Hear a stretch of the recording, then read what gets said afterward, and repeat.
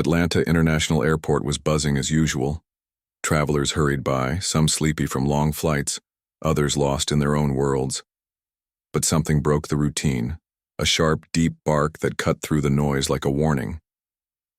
Ranger, a Belgian Malinois with a reputation for never being wrong, pulled hard on his leash. Officer Daniel Carter tightened his grip. "Easy, boy." "What is it?" Carter whispered, eyes scanning the crowd. Ranger's gaze locked on a man in a sharp suit walking confidently with a little boy by his side. The boy clutched a worn teddy, bare tightly, eyes wide but silent. He didn't smile or speak, just followed quietly. Carter approached cautiously. "Excuse me, sir. Can you pause for a moment? We need to ask a few questions." The man looked calm, almost too calm. "Of course. I'm Thomas Whitman, and this is my son Ethan. We're just passing through on our way to Brussels." He showed their passports and custody papers. Everything seemed in order on paper, but Ranger wasn't convinced. The boy didn't react to any of the questions officers gently asked. A female officer knelt down, softly saying, "Hey there, buddy, what's your name?" No response. "Is he shy?" The man said quickly. "He's been through some tough times. Please don't push him." Carter's gut twisted.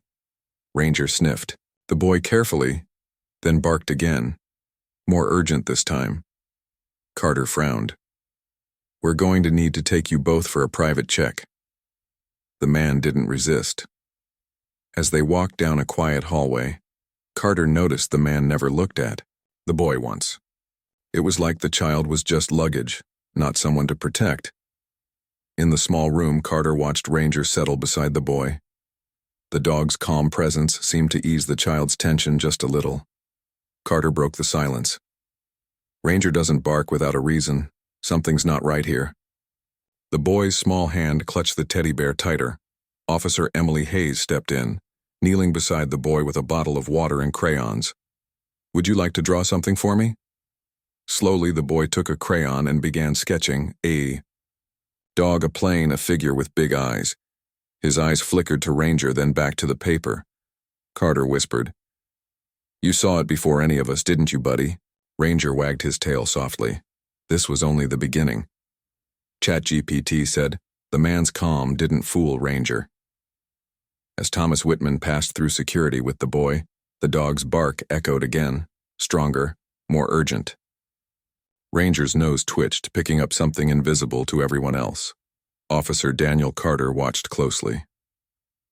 "Why won't the boy speak?" he asked Emily Hayes, the social worker. Emily shook her head softly. "Trauma like this makes kids freeze. They shut down because they're scared." The boy clutched his teddy bear tighter, eyes wide but silent. He didn't answer questions or make eye contact. It was like he was trapped in a silent world only Ranger could hear. Carter pulled Thomas aside. "Sir, these documents look perfect, but something feels wrong. We need to dig deeper." Whitman's smile didn't reach his eyes. "Everything is legal. I have custody papers from Texas. We're just traveling for medical treatment." But the boy's silence told a different story. Carter's gut tightened. Ranger sat alert, watching the boy like a guardian. "Why won't he talk to anyone?" Carter asked quietly. Emily crouched beside the boy and offered a gentle smile. "Sometimes, silence is louder than words." The boy didn't respond, but his trembling hands revealed a hidden fear.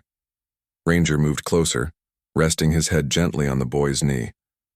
For the first time, the boy's lips twitched into a small, hesitant smile. Carter watched in awe.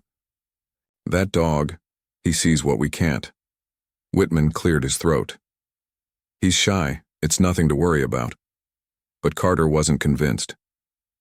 "Sir, we have to follow protocol. You'll need to come with us for a private inspection." Whitman nodded slowly, his calm facade beginning to crack just a little. As they moved toward the inspection area, Carter glanced down at Ranger. "You won't let this go, will you?" Ranger's tail wagged once, a silent promise. Something was wrong, and this dog was not going to stay quiet. The quiet room felt heavy as Thomas Whitman sat across from Officer Carter and Emily Hayes. The E. Papers lay open on the table, but the calm in Whitman's eyes was starting to fade. Something in the documents didn't add up. Carter's voice was steady but firm. "Mr. Whitman, we ran the boy's details through the system. His real name isn't Ethan Whitman. It's Eli Morrow. He's been reported missing in France for 73 days." Whitman blinked, his perfect smile slipping just a little. "That's impossible," he said, voice tight. "I have custody papers from Texas." Emily looked at the boy. Eli sat still, clutching his teddy bear like it was his only anchor. His eyes never met Whitman's. Carter frowned. "The paperwork we have is clean, but the system shows otherwise. Interpol flagged this as a red alert." Whitman's calm cracked further. "My lawyer will handle this," he said sharply. "There's nothing to worry about." But Carter wasn't buying it. Ranger sat quietly by Eli's side, his watchful eyes never leaving the boy. "Ranger trusts his nose," Carter whispered to Emily. "If he's this uneasy, we need to listen." Emily reached out gently to Eli. "Can you tell me where your mommy is?"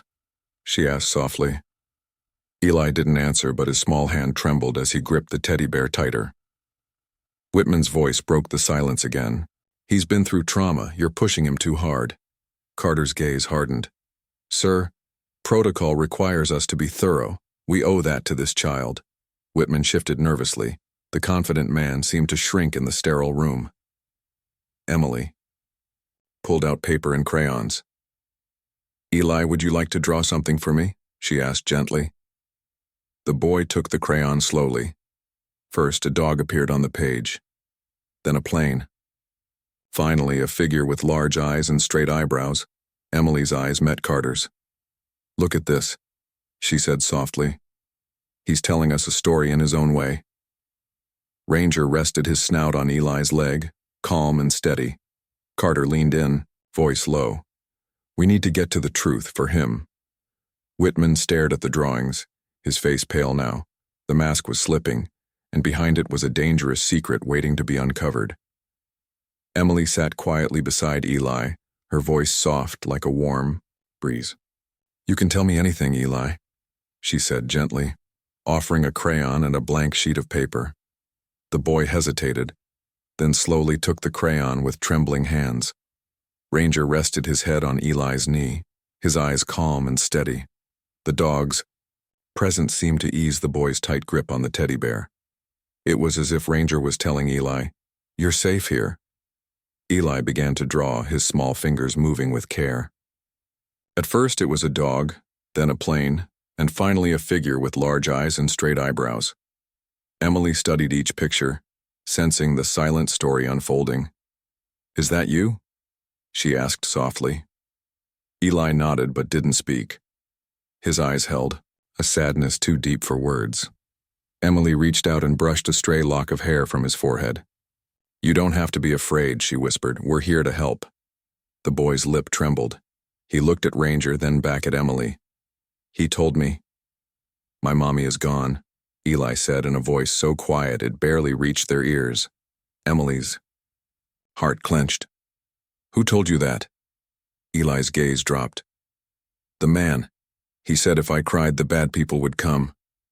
Ranger gave a soft whine and nudged Eli's hand.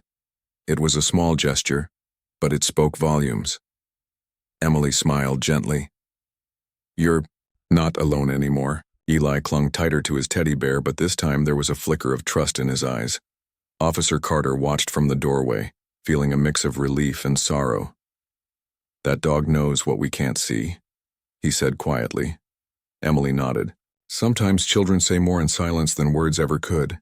The room felt heavy with unspoken pain but also hope. Eli had begun to reveal his secret, a secret that no official paper could cover up. Carter stepped closer.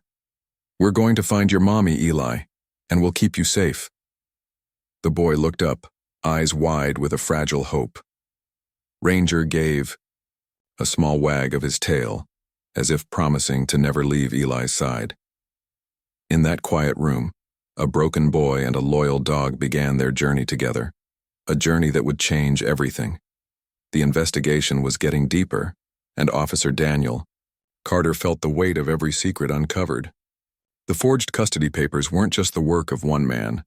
They were part of a much bigger scheme. Powerful officials, shady deals, and silence that protected criminals.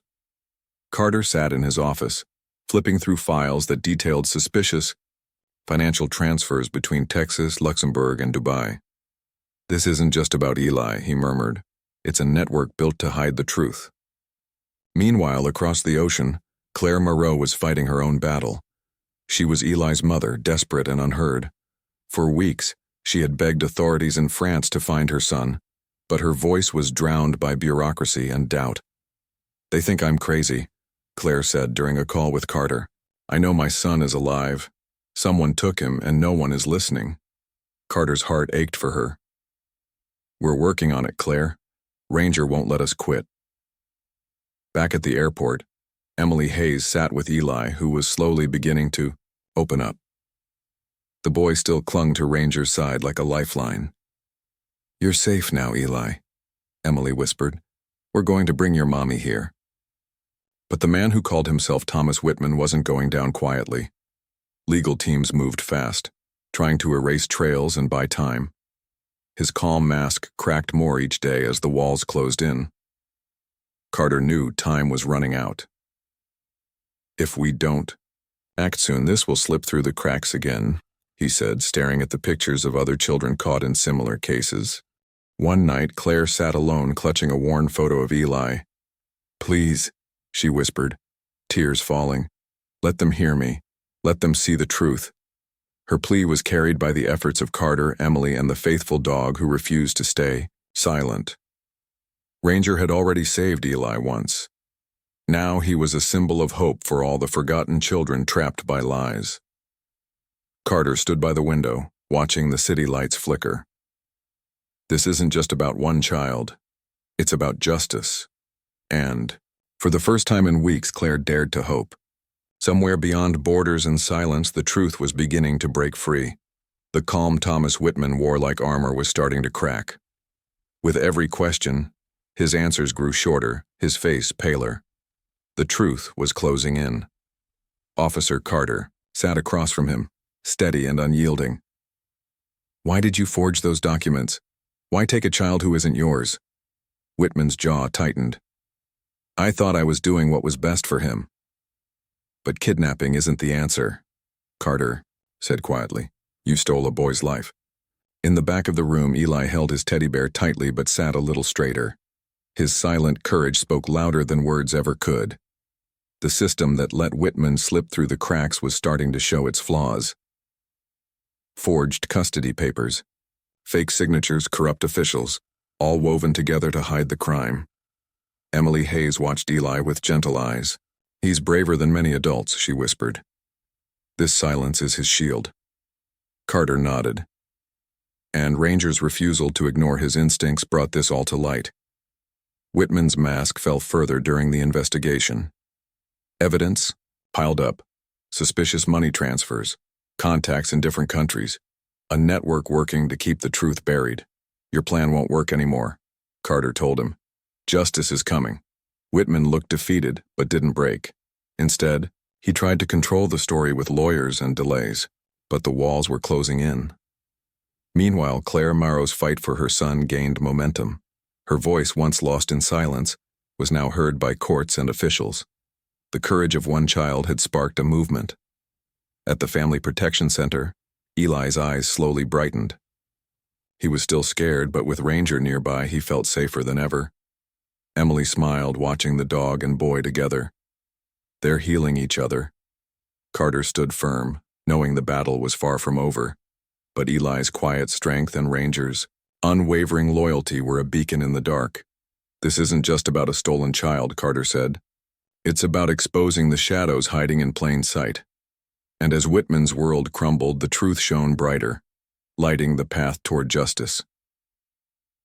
The early morning at Atlanta Airport was quiet, except for the steady footsteps of Claire Moreau as she walked through the terminal.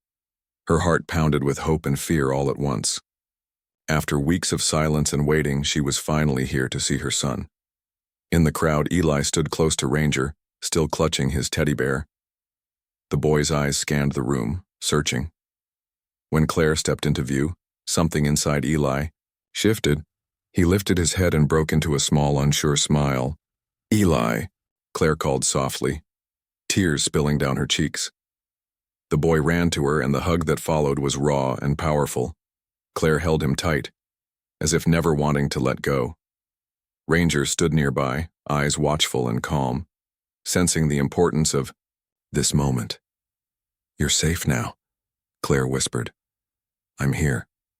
For the first time in weeks, Eli's quiet fear began to fade. His body relaxed against his mother's, and Ranger rested his head gently on Eli's feet. The dog had been his silent guardian through the darkest hours. Officer Carter watched from a distance, his chest tight with emotion. "That dog saved more than just a life," he said quietly. "He saved a family." Claire pulled back and looked into Eli's eyes. "We're going to be okay now," she promised. Eli nodded, still clutching his teddy bear, but there was a new light in his gaze. The nightmare that had held him captive was slowly lifting. Ranger sat beside them, tail wagging softly. It was as if he knew the battle was far from over, but for now there was peace. Claire kissed Eli's forehead. "Thank you," she whispered to Emily and Carter, who had stood by through it all. Emily smiled. He's brave, but he had help. And in that quiet reunion, surrounded by strangers who had become friends, a new chapter began. One filled with hope, healing, and the promise of safety. The courtroom was tense, filled with silent whispers and heavy eyes. Cameras were banned, but every word spoken echoed loud enough to shake the walls. Thomas Whitman sat handcuffed, his confident mask gone. The man who once smiled effortlessly now stared down the reality he tried to hide. "Do you recognize these documents, Mr. Whitman?" the prosecutor asked, holding up a thick folder. "These forged papers, the illegal transfers, the lies?" Whitman's voice was low, defiant. "I have nothing to declare." But the evidence was overwhelming. The forged custody certificates, the trail of corruption reaching into powerful offices. Everything pointed to a dark web Whitman helped weave. Claire Morrow took the stand. Her voice was steady but filled with pain. "They told me I was emotional, that I had no proof. But my son lived in fear. He couldn't speak, couldn't sleep, and no one listened." Her eyes locked on Whitman. "He stole my child, my hope. But today I stand here to fight for Eli's future." Ranger lay quietly at Eli's feet, a silent sentinel. The dog who had broken the silence now stood as a symbol for all those without voices. The courtroom held its breath as Claire continued. "When no one else believed us, this dog barked. He smelled the truth." The prosecutor nodded. "Your Honor, this case is about more than one child. It reveals a system that protects the powerful and ignores the vulnerable. We have a chance to change that." Whitman's face tightened, but no words came. After hours of testimony, the verdict arrived swift and clear. Guilty. International kidnapping, falsifying documents, institutional manipulation. No bail, immediate custody for Claire. There were no cheers, just a deep silence that lifted a heavy weight off many chests. Eli looked up at his mother and smiled softly. Ranger stood, moving to rest his head gently on Claire's leg. The dog had become part of their family, their strength. Outside the courthouse, reporters swarmed, but Claire and Eli said nothing. Instead, they shared one unplanned photo. Mother, child, and dog, simple, honest, unshakable. This was justice unleashed. For the first time, a broken boy could dream again. A mother could breathe freely. And a loyal dog's courage had changed everything. Eli's laughter filled the small backyard, a sound that had been missing for too long. The boy chased a bright red ball, Ranger sprinting alongside him, tail wagging like never before. For the first time in weeks, Eli was just a child again, free to play, to smile, to heal. Claire watched from the porch, her eyes shining with tears of relief. "I never thought I'd hear that laugh again," she whispered. Ranger no longer wore his police harness. Though retired, he was still Eli's loyal guardian. Every night, he curled up at the foot of Eli's bed, a steady presence protecting the boy from fading nightmares. One evening, Claire found Eli drawing in his notebook. "Who's that?" she asked, peering over. Eli smiled softly. "It's me and Ranger. We're heroes." Claire's heart swelled. "You're both so brave." Days passed and the family slowly rebuilt their life. Therapy sessions helped Claire find strength she didn't know she had, while Eli learned to trust the world again. Officer Carter visited often, bringing photos and stories from the investigation. "Ranger saved more than a child," he said, kneeling beside the dog. "He saved a family." Eli hugged Ranger tightly. "Thank you for never leaving me." Ranger licked Eli's cheek gently, as if saying, "I'm always here." The scars from the past remained, but so did hope. Claire's voice grew stronger, no longer hushed by fear. She was reclaiming her life and her dignity. One afternoon, Claire stood on the porch watching Eli and Ranger play. "We have a second chance," she said quietly, "because someone refused to stay silent." Eli laughed, the sound bright and clear. Ranger barked happily, the dog who had broken the silence now part of a family that would never forget. Together they faced the future, healing hearts bound by love, courage, and the unspoken bond between a boy and his dog. The room fell silent as Claire Morrow stepped up to the podium at the Child Protection Forum. Judges, police officers, social workers, and volunteers watched her with quiet attention. This was her moment. Not just to thank those who saved her son, but to remind the world why listening matters. "I was alone and scared," Claire began, her voice steady but filled with emotion. "For months, no one believed me. They said I was overreacting, that my fears were just a mother's worries. But I knew something was wrong." Her eyes searched the crowd. "When Eli disappeared, I felt powerless. The system failed us. But then, a dog barked. That bark didn't just save my son. It saved me." She paused, letting the words sink in. Ranger saw what we couldn't. He smelled the fear, the lies, the silence. Because sometimes, true heroes don't wear badges. They have 4 legs and hearts bigger than most humans. The audience shifted, moved by her words. Claire continued, "I'm not here just to say thank you. I'm here to ask all of you, whether you're a teacher, a caseworker, a neighbor, or even a dog handler, to listen, to notice when something feels wrong, to be the thread that keeps someone from falling apart." She smiled softly. "Surviving takes courage, but rebuilding, that takes love." Backstage, Ranger rested quietly, now fully part of Claire and Eli's family. His work as a K9 might have ended, but his legacy was just beginning. Emily Hayes stood nearby, watching Claire with pride. "He's more than a dog," she said softly. "He's hope in action." Carter nodded. "Ranger taught us all something important, that sometimes the loudest voice is the one we least expect." Weeks later, Claire received a letter. The handwriting was shaky but clear. "Thank you for believing. Your courage saved lives." She folded the letter carefully, tears streaming down her face. It was proof that their fight wasn't in vain. Home. Eli still drew pictures of a boy and his dog, both heroes in their own way. "I want to be like Ranger," he told Claire one night. She hugged him tightly. "You already are." The dog who broke the silence had rebuilt everything, and his story would live on, inspiring anyone willing to listen when the world stays quiet.